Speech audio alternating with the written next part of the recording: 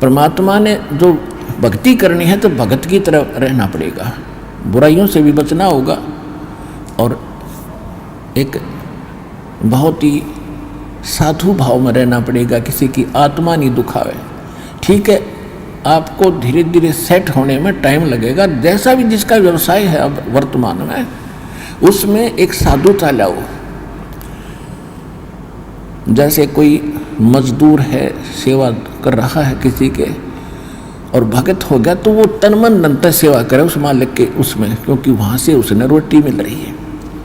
और फिर परमात्मा ऐसी प्रेरणा करेगा उस मालिक के अंदर, देख भगत आदमी होते ऐसा हो भाई, कोई चीज़ पड़ी रहो घर में उसके लिए मिट्टी समझे, चाहे पैसा हो चाहे सोना हो कुछ भी हो, अपनी मिली हुई 2 रोटी यानी 2 जो दिहाड़ी मिलती है उसमें संतोष सब्र करके देखा कितनी इज्जत बनेगी उसकी और कितनी विनम्रता और उसके प्रति सद्भावना और उसका आदर बनेगा उस मालिक के हृदय में।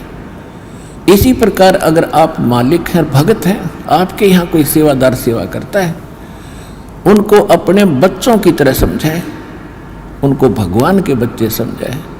वो बालक सेवा कर रहे हैं, भगवान के बच्चे हैं, उनको प्यार दे और उनके साथ कोई ऐसा गलत बर्ताव नहीं करे।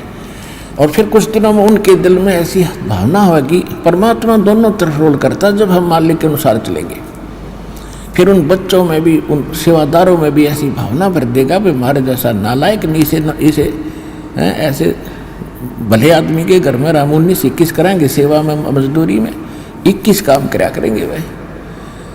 तो इस तरह कितना अच्छा माहौल बनेगा। और हम जैसे मालिक तो समझता है कि न रुपये पैसे दो 100 रुपये और काम खींचूँ 1000 का, और मजदूर क्या समझते हैं, रुपये लेवा 500 और काम करा 100 रुपया का। दोनों की नीयत खराब और दोनों दुखी, कर्म भी बिगड़े, टेंशन बनी रहे।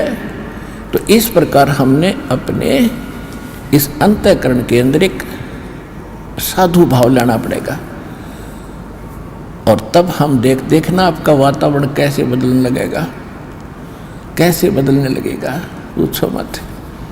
तो तब हम यहाँ भी सुखी होंगे, आपको चिंता नहीं रहेगी कि वहाँ सेवादार सेवा कर रहे हैं, वो अपने तन मन धन से सेवा करेंगे, भगवान से डर के वो भगवान से डरने वाले हो जाएंगे, फिर बातें खत्म हो जाएगी।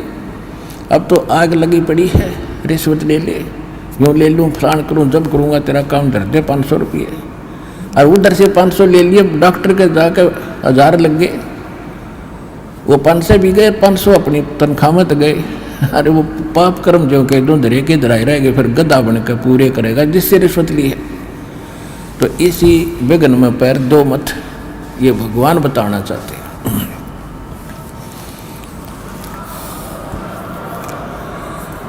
और जब आपको ये ज्ञान होगा ना, जहर दिखाई देगा आपको, और जब आप नेक नीति से चलोगे तो पूछो मत। अब दास बहुत देखता है, एक छोटा सा बच्चा ने बोला जी 55 रुपये पाए मैंने पड़े, वो घर पे ले आया, घर वाले बोले ना बेटा हमने नीचे धर दे, अपना दान पात्र में डाल दिए, इस विषय हम नहीं खाएंगे। अब देख जिसके गिरे थे उसको पुण्य हुआ, यहाँ पर भंडारे में लग गए, और वैसे उस पर चौवन्नी खर्च हो रही थी कि उसने विधि का पता नहीं, और वैसे कोई और मिल जाता उसने जाते कह घुट्टी लाओ उसके 55 रुपये की, या कितने मांस मिट्टी खाओ उसको और पाप लगाओ। तो इस प्रकार हमारी नीत साबित होगी, भगवान खुश होगा, और जब भगवान खुश होगा तो फिर कमी नहीं रहेगी। हमने परमात्मा को प्रसन्न करना है, और परमात्मा प्रसन्न होगा तो फिर कमी किस चीज की, फिर तो क्या बताते हैं परमात्मा, साईं इतना दीजियो जामे कुटुम समावे, हम भी भूखे न रहे अतिथि न भूखो जावे।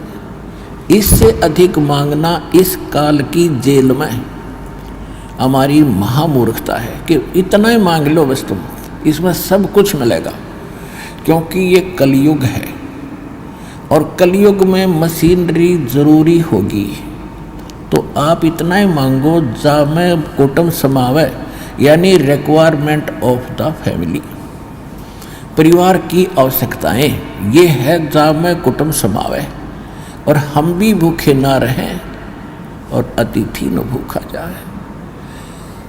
फिर देगा आपको, और फिर रहो मालिक के वचनानुसार चलो। फिर कैसे, जैसे परमात्मा कहते हैं, चिड़ी चोंच भर ले गई, नदी न घट्यो नीर, दान दिए धन घटे नहीं, यूं कह रहे साहिब कबीर। परमात्मा अपना साइन कर रहे हैं इस वाणी को बोल करके, कह रहे साहिब कबीर कि दान करने से धन नहीं घटेगा, ये नियम है ईश्वर का, परमेश्वर का। और दान सुपात्र को करे, गुरु बिन माला फेरते, गुरु बिन देते दान, गुरु बिन दोनों निष्फल हैं, चाहे पूछो वेद पुराण। देते को हर देत है, जहां तहां से आण, अण देवा मांगत फिरो, फिर साहिब सुने ना कान। अब परमात्मा ने एक भूमिका करके दिखाई हमारे को कि साईं इतना दीजियो जिसमें कुटुंब समावे, एक धानक, एक जुलाहा, सुबह से लेकर शाम तक एक बारीक बारीक तार इकट्ठे करके धागे और कपड़ा बुनता है। एक दिन में मुश्किल से भी 5 फुट 10 फुट बना पाता है, 5 फुट 4 फुट, और बहुत लंबा सैकड़ों फुट का तार वो थान बनाना पड़ता है, ताना बनाते थे। वो हफ्ते में पूरा होता, उसकी जो मेहनताना मालिक को मिलता, उसमें से अपने परिवार के लिए जो आवश्यक सामग्री थी, खाद्य पदार्थ लाते, और शेष बच जाते उसको सत्संग और भंडारा में लगाया करते थे। इस प्रकार परमात्मा हमें उदाहरण देते हैं कि इस लोक में आप भगवान की भक्ति अवश्य करो, पूर्ण संत से प्राप्त करके, फिर परमात्मा एक्शन में आवेगा। और वैसे आप ये फार्मूले अपनाओगे तो सफल नहीं हो पाओगे, क्योंकि फिर आपके साथ काल रहेगा, ये मन है, और केवल वर्क डन मिलेगा आपको। यहाँ वर्क से भी अलग मिलेगा आपको, किस्मत से भी न्यारा देगा परमात्मा, क्योंकि हम परमात्मा से कुछ और मांग ही नहीं रहे, इतना ही मांगते कि हमारी भक्ति बनी रहे और हमें कोई आवश्यक वस्तु का अभाव ना हो, बस इतना सा।